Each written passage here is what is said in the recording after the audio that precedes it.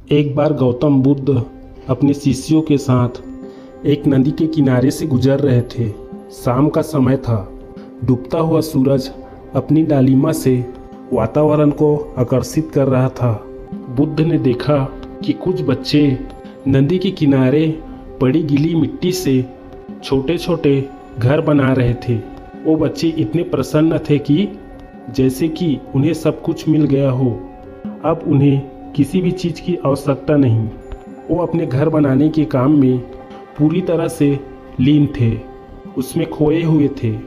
यह देख बुद्ध और उनके शिष्य वहीं खड़ा होकर बच्चे के इस खेल को देखने लगे। तभी थोड़ी देर बाद एक बच्चे का पैर दूसरे के बनाए घर में टकरा गया और उसकी मिट्टी का घर का आकार बिगड़ गया। इस पर उस दूसरे बच्चे ने उस पर चिल्लाया, तुमने ये क्या कर दिया? तुम्हें पता भी है मैंने इसे कितने मेहनत से बनाया था। आज के बाद तुम मेरे मित्र नहीं हो। तुम्हारी और मेरी मित्रता खत्म। इसके बाद वह दूसरा बच्चा अपने घर को फिर से बनाने लगता है।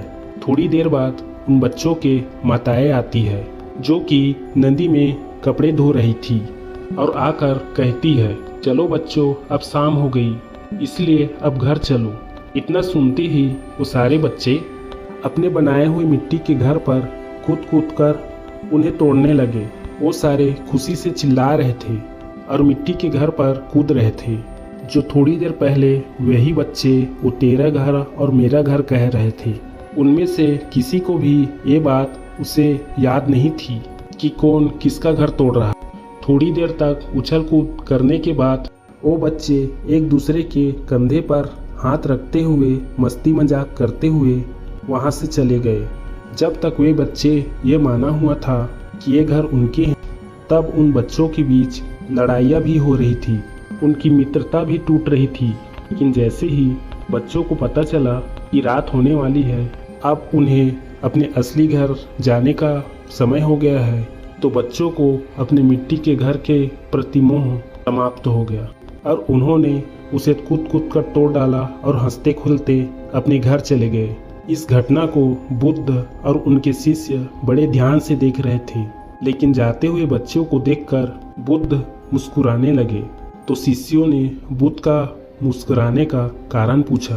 गौतम बुद्ध ने कहा, ठीक ऐसा ही हमारे जीवन के साथ भी होता है। जिस इंसान को यह स्पष्ट रूप से दिख गया कि हाँ, यहाँ मरना है, रात होनी ही है, आज नहीं तो कल अपने असली घर वापस जाना ही है, उस इंसान का इस संसार के प्रति सारा मोह, सारा रस समाप्त हो जाता है। जैसे उन बच्चों को यह महसूस हो गया, यह तो उनकी बनाई हुई दुनिया थी जिसमें वह कुछ देर के लिए खो गए थे। उनका असली घर तो कहीं और है। उन्होंने खुद ही अपने उन मिट्टी के घरों को तोड़ दिया और उनसे मुक्त हो गए। बुद्ध ने आगे कहा, लोग मुझसे पूछते हैं कि हमें संसार से मुक्ति कैसे मिलेगी, जबकि तुम्हें मुक्त होने की जरूरत नहीं है। तुम पहले से ही मुक्त हो, तो बस तुमने मान लिया है कि तुम दुनिया से जुड़े बैठे हो।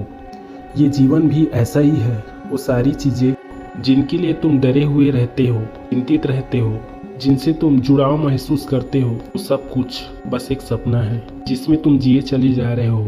ये सपना किसी भी क्षण टूट सकता है। जिन चीजों और लोगों को तुम मानते हो वो तो तुम्हारा है ही नहीं, ये तो तुम्हारा सिर्फ भ्रम है। और दुनिया में लाखों लोगों का यह भ्रम हर रोज टूटता है, तुम्हारा भी टूटेगा। बुद्ध ने थोड़ा गंभीर होकर कहा, सबसे जरूरी चीज, यह जीवन तो एक सपना ही तो है, लेकिन साथ ही साथ असत्य को जानने का एक अवसर भी है। और यह आपके ऊपर है कि आप इस हाथ आए अवसर को चिंता और तनाव में बिताते हैं या एक सार्थक खोज में। क्योंकि एक बात तो निश्चित है कि हम सभी हर एक पल बीतने के साथ ही अपनी मौत की और करीब पहुंचते जा रहे हैं और एक न एक दिन हम सबको उसका सामना करना ही पड़ेगा। अगर आपको इस नज़रिए के साथ इस जीवन को देख पाए तो दुनिया की कोई भी परेशानी, कोई सा भी दुख आपको आसान और परेशान नहीं कर पाएगा।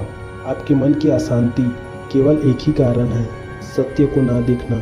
सत्य क्या है? खुशी और आनंद हमारे ही भीतर है, लेकिन हम उसे बाहर की चीज़ों और दूसरे लोगों में खोजते रहते हैं और उदास होते रहते हैं। सत्य क्या है कि कि खुशी उसमें नहीं जो हमें मिलेगा, बल्कि उसमें है जो अभी हमारे पास है। सत्य क्या है कि खुशी कुछ करने या पाने से नहीं मिलती, बल्कि खुश रहना तो हमारा स्वभाव है।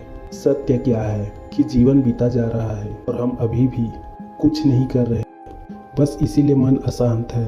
दोस्तों, हर परिस्थिति में खुश रहना एक चुनाव है और फिर धीरे धीरे ये चुनाव हमारा स्वभाव बन जाता है।